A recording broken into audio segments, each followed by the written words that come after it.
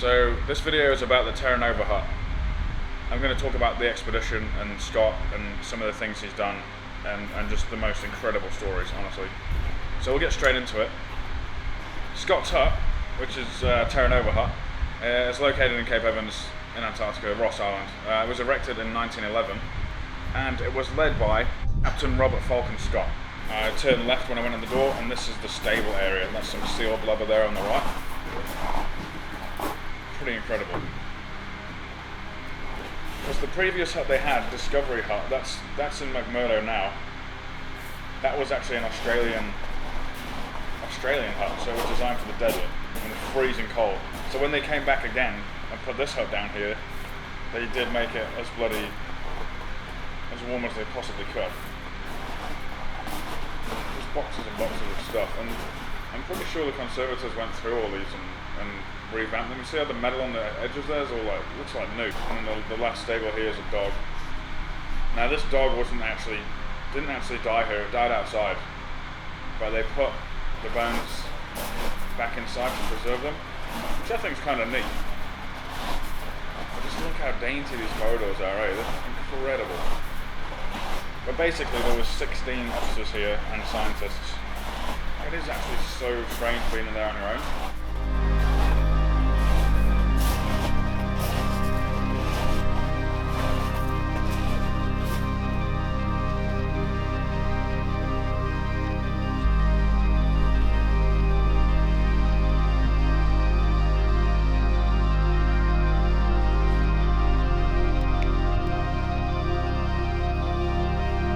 Here's the most important part, the kitchen. Incredible. And look at them pans, you could probably still cook an omelette out of it. And I mean, even at Scott Base now, we're living out of cans and bottles and all that stuff. And you have to, and there's no fresh food, you just have to make do with what you got. Yeah, the midwinter was celebrated with seal soup, roast beef and Yorkshire puddings, fried potatoes, Brussels sprouts, followed by flaming plum pudding, excellent mince pies and a dainty savoury of anchovy and cod's roe. It just sounds amazing. That's incredible. I mean, that sounds like a proper feed, eh? Yorkshire puddings, Brussels sprouts, what else do you need? Why make it complicated? Simple food. One of the most famous stories of Antarctic exploration. Okay, so the team of 5, which was Wilson, Scott, Bowers, Oates and Evans, they battled across the polar plateau. And they finally reached the South Pole on the 17th of January 1912. Waiting for them was a small green tent at Amundsen, and his team had left at the pole some 35 days earlier. The return home, as recounted in Scott's diary, makes for a haunting tale. A desperate run of incredible cold, barely sighted depots, and slow starvation. A concussed and delirious Evans, who had fallen badly near the bottom of the Beardmore Glacier on the trek home, died on the 17th of February. A month later, Oates was in such bad shape that he prayed upon retiring to his sleeping bag that he not wake up. The next morning, deeply disappointed to find himself still amongst the living, Oates walked out of the tent during the raging blizzard. His parting words were, "I'm just going outside, and maybe some time," still resound as a reminder of the ultimate selfless gesture, sacrificing himself in a hope that his companions would make better speed without him. However, another blizzard swept in, keeping the 3 remaining men in their tents from the 21st of March onwards. Scott's last diary entry is dated 29th of March. This is it. It is clear that these circumstances come on very suddenly. And finally, but for the storm which has fallen on us within 11 miles of the depot, at which we hope to secure our final supplies, surely misfortune could scarcely have exceeded this last blow. We arrived within 11 miles of our old 1-ton camp, with fuel for 1 hot meal and food for 2 days. For 4 days we have been unable to leave the tent, a gale howling about us. We are weak.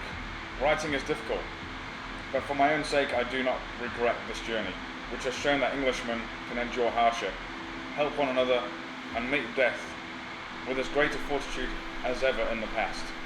We took risks. We knew we took them. Things have come out against us, and therefore we have no cause for complaint, but bow to the will of Providence, determined still to do our best to the last.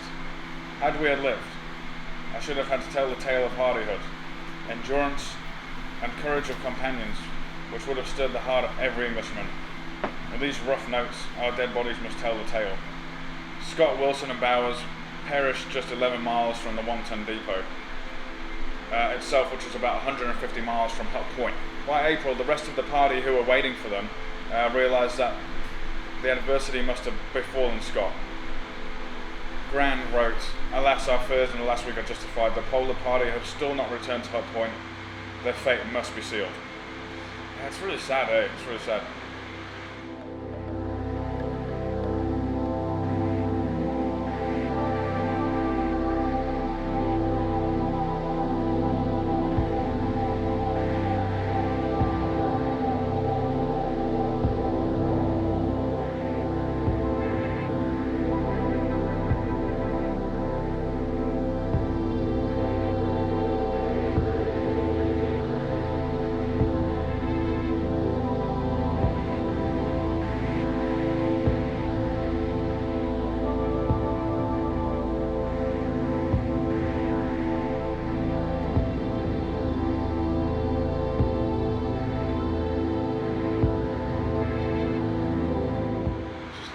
Artifacts, there's thousands of artifacts here, right? It's just phenomenal.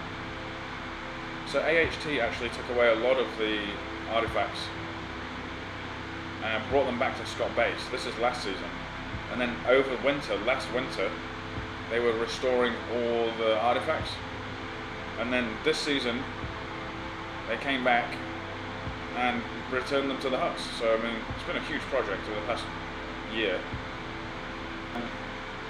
But yeah, for me the experience has actually been at the hut and just experiencing it really, and especially on your own, it's like, it's very, almost scary, like how, because they lived there for months, years, and then all of a sudden there's no one there, and they're all dead, everyone's dead. It's like, it's just crazy, you know? So you sometimes think maybe they're still there. Who knows? Who knows? And Captain Scott is actually buried out on the ice shelf. Like, he'll be hundreds of meters deep. So it is sad, but in the same way, it's like, shit, what a bloody legend. Absolute legend.